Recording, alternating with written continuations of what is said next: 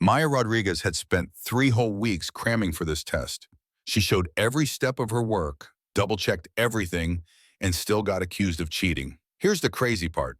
She wasn't even the only kid who got a perfect score, but somehow she was the only one who got in trouble. Maya was one of those 13-year-olds who always kept her desk organized, turned in assignments before they were due, and said please and thank you, even when nobody was listening. She was quiet, always planning ahead, and loved the sound of turning to a clean page in her notebook. What she couldn't stand? People treating her like she was stupid. That Wednesday morning at Lincoln Middle School in Fresno, California, room 108 felt tense as hell. Everyone knew what day it was. The final geometry test that had kids stressed out for weeks. You could hear pencils tapping, nervous coughs, and see heads buried in their desks. This test was legendary around school. Mrs. Patricia Hammond, the math teacher with steel gray hair and an attitude to match, was known for making tests nobody could ace. Kids talked about her tests like they were impossible missions. But Maya came ready to fight. She'd been going over every single formula and practice problem with her dad for 3 weeks straight. Carlos Rodriguez used to teach high school before he started managing the local recreation center, and he didn't mess around when it came to his daughter's education. 25 minutes into the test, Maya set her pencil down. She went through her answers one more time, then another time, and pushed the paper forward, feeling pretty damn confident. Done already? Mrs. Hammond's voice cut through the quiet room like a knife. Maya nodded. Mrs. Hammond got up from behind her desk and walked over like she was approaching a crime scene. She picked up Maya's test paper like it might explode, looked at the first page, then flipped through the rest. She stared at it for what felt like forever. Maya, I need you to stay after everyone leaves, she said in this flat, cold voice. The other kids started whispering immediately. The scratching of pencils on paper got replaced by kids shooting looks in Maya's direction and trying not to laugh. She just sat there staring at her hands, her stomach dropping, wondering what the hell she'd done wrong. When the bell rang, everyone else packed up and left. Maya stayed glued to her seat. Mrs. Hammond shut the door with a loud click. She dragged a chair right up to Maya's desk and sat down. I'm going to cut straight to the point, she said, crossing her arms. These answers are way too perfect, way too clean. There's no way you did this by yourself. Maya felt like she'd been slapped. What do you mean? I've been teaching this stuff for 18 years. Nobody, and I mean nobody, has ever gotten every single question right on this test without some kind of help. Mrs. Hammond's voice was ice cold. But I studied really hard. Don't lie to me, Maya. Maya's mouth fell open, but nothing came out. Her heart was pounding so hard she thought everyone could hear it. I have to report the suspected cheating to the principal's office, Mrs. Hammond continued, like she was reading from a script. You'll be hearing from them real soon. Maya sat there feeling like the world had just collapsed. Her hands were shaking. But I swear I didn't cheat. I promise you I didn't. Mrs. Hammond stood up and walked back to her desk. Well, if that's true, then you've got nothing to worry about. Those words hit Maya harder than any screaming would have. She somehow made it out of that classroom, but the hallway felt like it went on forever. By lunch, the rumors were flying all over school. Maya got busted cheating. No way, really? I heard she had all the answers written down somewhere. She probably stole them from Mrs. Hammond's computer. Maya sat alone at a table in the back corner of the cafeteria, couldn't even think about eating. Just kept asking herself the same question over and over. Why me? But across town, sitting at her desk in a busy office, Maya's mom was about to read an email that would flip everything upside down. Lisa Martinez opened her laptop and saw a new message without thinking much about it. The subject line said, Academic Concern, Maya Rodriguez. She read it once, then read it again, her face getting darker by the second. Dear Ms. Martinez, we need to inform you that Maya may have broken our academic honesty rules during this week's geometry test. We're looking into this situation and will contact you soon to set up a meeting. That was it. No details, no proof, just an accusation written like Maya was already guilty. Lisa stood up from her desk. She didn't need her afternoon coffee anymore. Her blood was already pumping. Her phone started buzzing. It was Maya calling from school, something she never did during class time. Mom? Her voice sounded small and scared. I just got the email, honey, Lisa said quietly. Tell me exactly what happened. Maya tried to explain everything, but she was so upset the words kept getting jumbled up. I didn't cheat, Mom. I swear on everything I didn't cheat. She just looked at my test and said it was too good. That's all she said. Lisa's voice got that tone Maya knew meant business. Calm on the surface, but dangerous underneath. Did you use your phone? Any notes? Anything at all? No, Mom, you saw me doing practice tests every single night at the kitchen table. You know I studied. I know you did. Lisa stared out her office window, drumming her fingers on the desk. We're not going to let them get away with this. Meanwhile, back at school, Maya's whole day was falling apart. Maya had never felt people stare at her like this before, not curious looks, judgmental ones. Like everyone had already decided she was guilty. She caught two girls by the lockers talking about her. She just wants everyone to think she's smart. She's not even good at math. Right, and Mrs. Hammond doesn't play games. If she says Maya cheated, then Maya cheated. Maya turned the corner and ran straight into David, a kid from her chemistry class who usually cracked jokes with her. Oh, hey, he said, but his voice sounded weird and stiff. You okay? Yeah, why wouldn't I be? She asked back. He looked uncomfortable, like he didn't know what to say. I just heard some stuff. Maya walked away. That told her everything she needed to know. The only place that felt normal was her last class, English. Mr. Peterson smiled when she walked in, didn't act any different, just said, hey, Maya, like always. But even there, some kids kept looking at her longer than usual. That night, Lisa pulled out a thick file folder from the kitchen drawer. She spread everything out on the table. Practice tests, notes, old quizzes, even logs of every study session she'd tracked. Maya sat across from her watching. Why do you keep all this stuff? Because I know how the world works, Lisa said. Some people look at you and make up their minds before you even open your mouth. So you keep your proof ready. You build your case before they try to build theirs. But she's the teacher. They'll believe her over me. Lisa stopped what she was doing and looked Maya dead in the eye. Maybe they will, but I don't care if she's been teaching for 50 years. She's not going to trash your reputation just because you got the answers right. She closed the folder. We're going to school tomorrow. Let me handle this. But the next morning, they weren't the only ones heading to that school with something to prove. The main office at Lincoln Middle smelled like old coffee and cleaning supplies. Lisa walked in with Maya right behind her, gripping that folder like her life depended on it.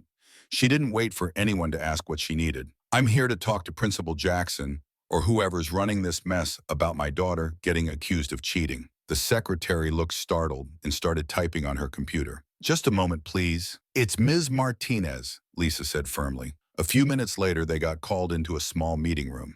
Mrs. Hammond was already sitting there with her arms crossed, looking cold as ice. Next to her sat Mr. Torres, the assistant principal, trying to look friendly, but you could tell he was stressed. Ms. Martinez, he started, thanks for coming in. We just want to discuss some concerns we have. I'm not here for vague concerns, Lisa cut him off. I want facts because calling a kid a cheater is serious business, especially when you have zero proof. Mrs. Hammond finally opened her mouth. Miss Martinez, your daughter handed in a perfect test. Not one single mistake. That doesn't happen. She studied, Lisa said simply, with me, every single night. You want proof? I've got screenshots of our study schedule. Want to see her old test?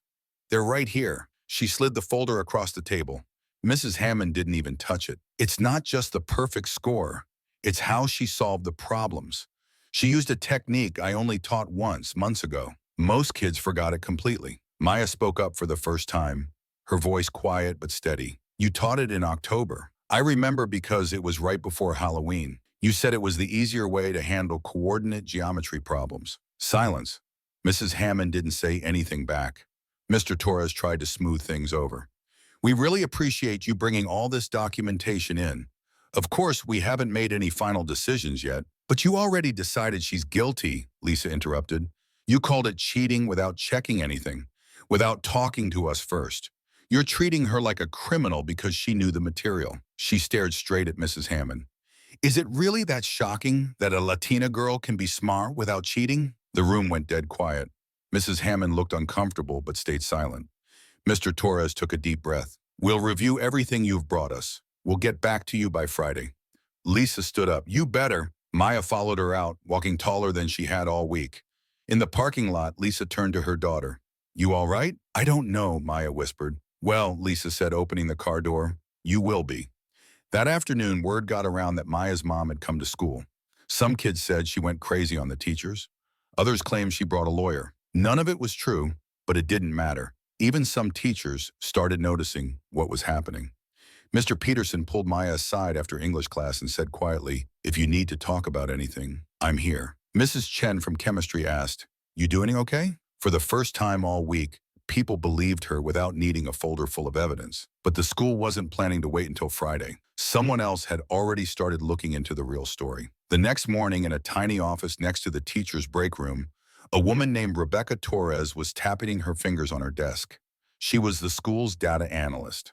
Most kids had never seen her. Most parents didn't know she existed, and she couldn't care less about school drama. But Rebecca had heard the rumors floating around, and something about them didn't sit right with her. Mr. Torres had quietly asked her to pull up all the geometry test scores from the 3 eighth-grade classes, just to see if anything looked weird. Nobody told her exactly what she should be looking for, but she had a pretty good idea. She opened up the test results and found Maya Martinez's score first, 100%. Then she saw Kevin Johnson, 94%. Sophia Gutierrez, 97%. Emma Walsh, 100%. Rebecca kept scrolling through more names. 9 kids had scored 88 or higher. Nothing unusual about that. What was unusual was that only one kid got accused of cheating. She opened another screen and compared Maya's answers to everyone else's. Then she looked at how different students solved the problems. Yeah, Maya used that special technique, but so did 3 other kids.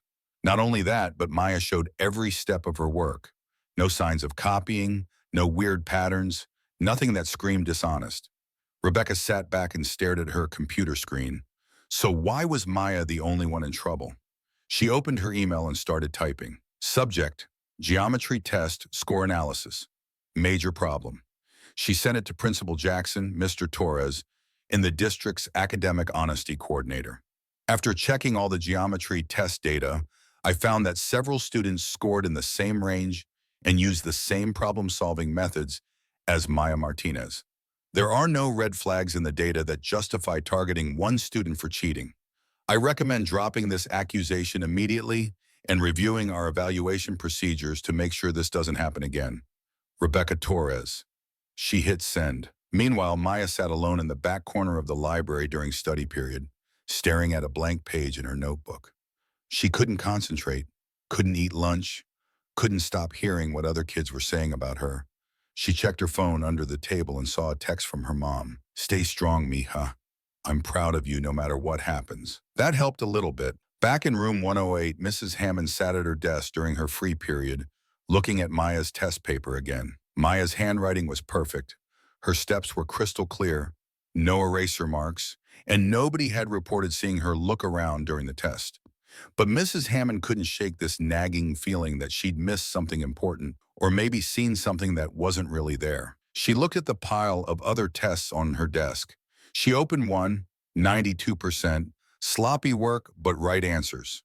No problem there. She opened another, 86%, neat steps, different method. Then she pulled out Emma Walsh's test, 100%, used the exact same shortcut Maya had used. And Mrs. Hammond hadn't said one word about Emma cheating. She leaned back in her chair, her mouth suddenly dry. Was this really about the test scores? Right then, someone knocked on her door. Mr. Torres walked in holding a printed email. "You got a minute?" She nodded. He sat down and put the paper in front of her. It was Rebecca's email. Mrs. Hammond read it once, then read it again. "She's innocent," Mr. Torres said quietly, "and we owe her a big apology." Mrs. Hammond didn't answer right away. "Patricia," he said more firmly, "this mess can't just go away quietly." She nodded the way people do when they've run out of excuses. But saying sorry doesn't fix the damage that's already been done. And the next morning, Maya's name would be called over the school intercom. "Maya Martinez, please come to the main office." Her name echoed through the whole school right before second period started. Every single head turned to look at her. Kids started whispering again. Maya looked up from her open textbook, her eyes going wide. She slowly stood up, gathered her books, and walked out of the classroom. Nobody said anything as she walked down the hallway. She had no clue what was waiting for her. In the main office, Mr. Torres was standing by the front desk, looking way less harsh than before. His voice was gentler, too. "Hey, Maya, can you come with me for a minute?" She followed him into Principal Jackson's office. The principal was standing behind his big desk. Mrs. Hammond was sitting in one of the chairs with a piece of paper in her hands.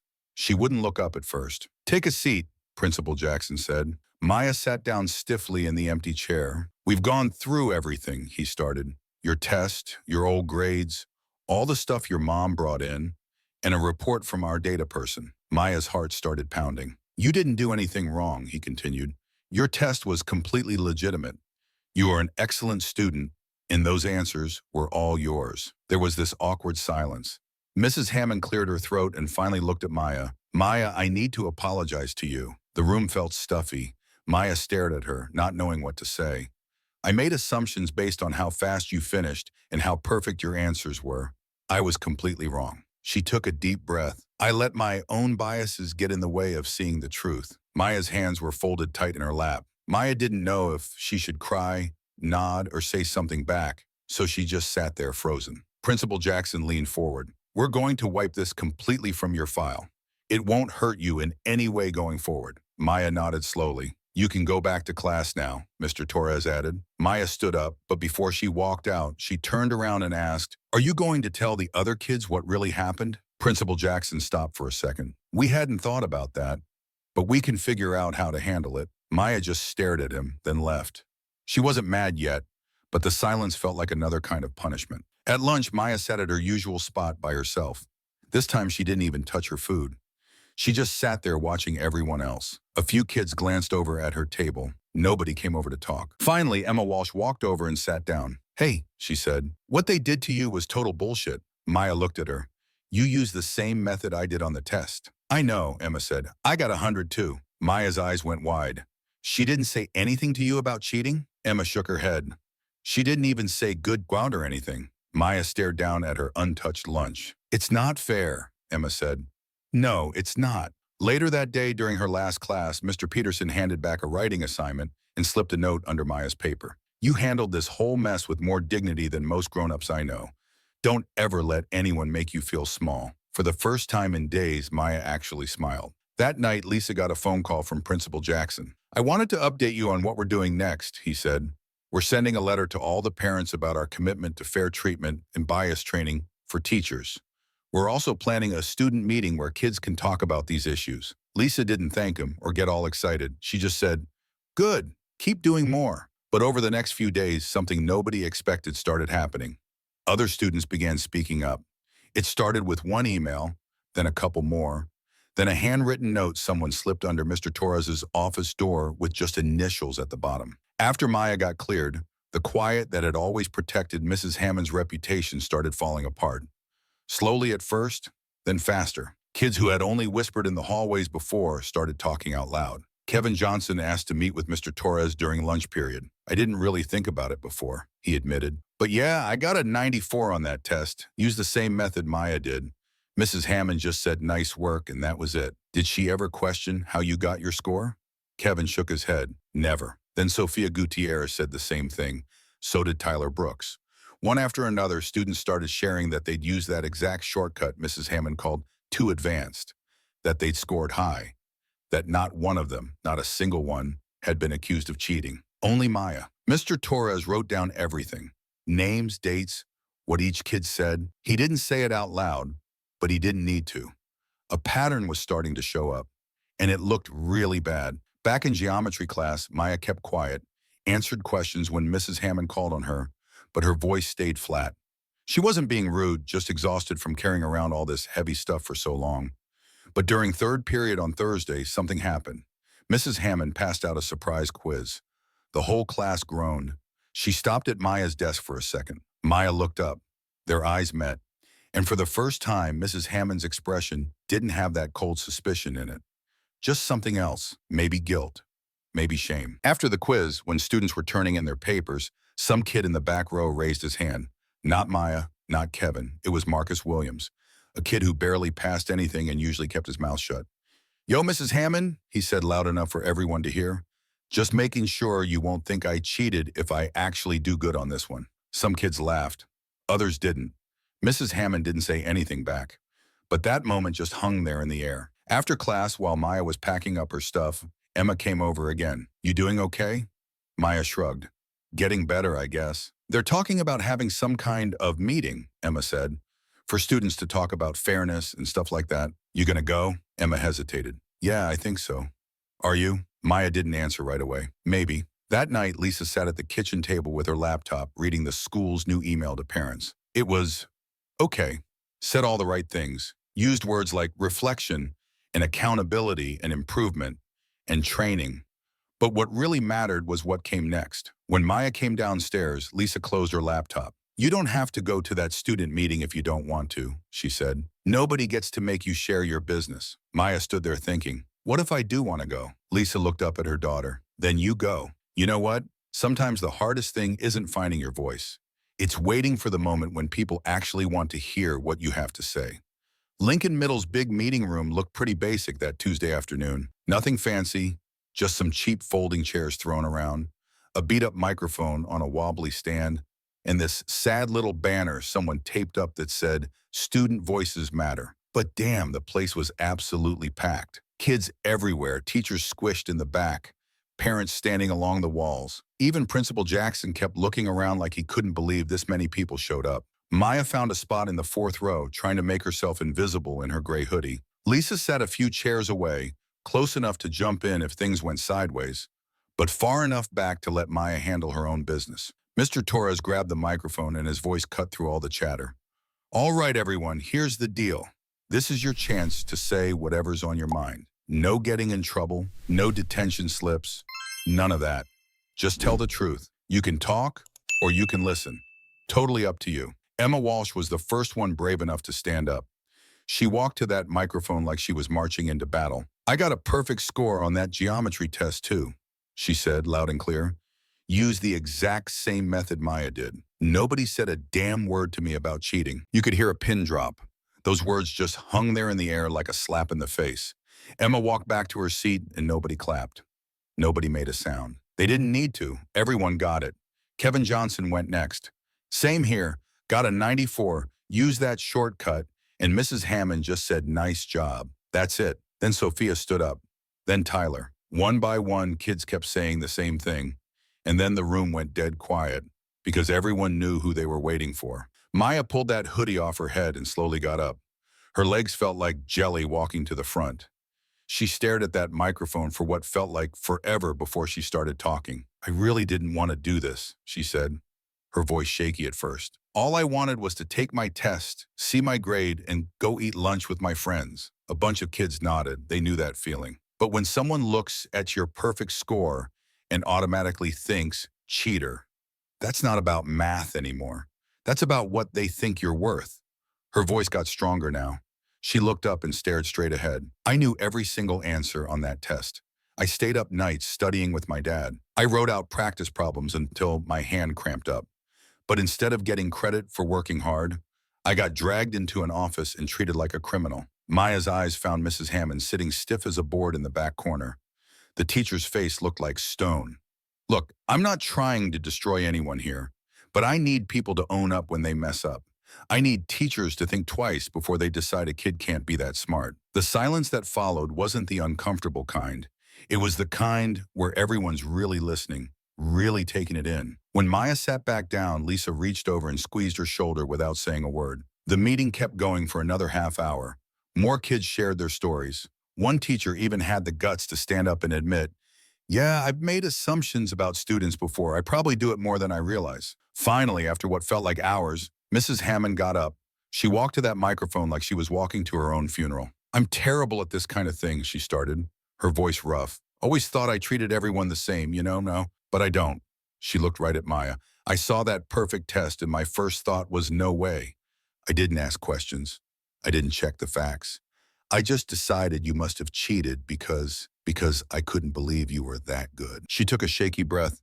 I'm sorry, Maya. I'm sorry to your mom, and I'm sorry to every kid I've ever doubted for the wrong reasons. It wasn't some big Hollywood speech, but it felt real. It felt like she actually meant it. That night back home, Maya sat at the kitchen table and opened her geometry book for the first time in a week. You sure you still want to do math after all this crap? Lisa asked, half joking. Maya actually smiled a little bit. Yeah, I think so. Because here's the thing about truth.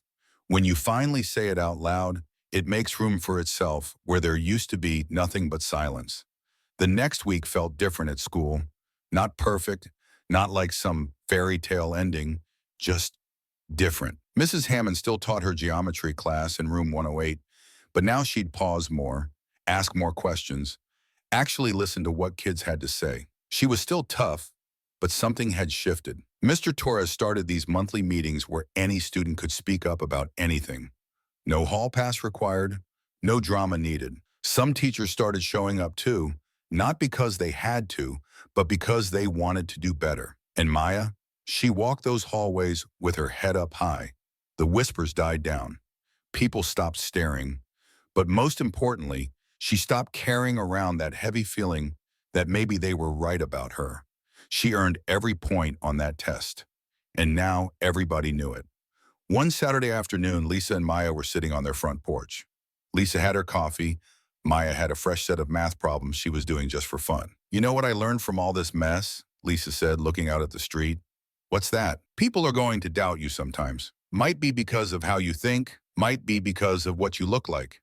But how you handle it, that's where your real power is." Maya nodded slowly, still working on her problems. "And you didn't just handle it," Lisa continued. "You stood up and made them listen. That takes real guts." Maya looked up from her notebook. "Think anything's really going to change?" Lisa didn't sugarcoat it. "Not tomorrow, but you opened the door. Now it's up to them to walk through it." That night, Maya opened a fresh page in her notebook and wrote 3 words at the top. "Know your worth." Because nobody else gets to decide that for you. If you've ever been doubted, ignored, or pushed down, don't keep that pain to yourself. Speak up. Write down what happened. Ask the hard questions. And if you see someone else getting treated like garbage, be the person who helps them get back up.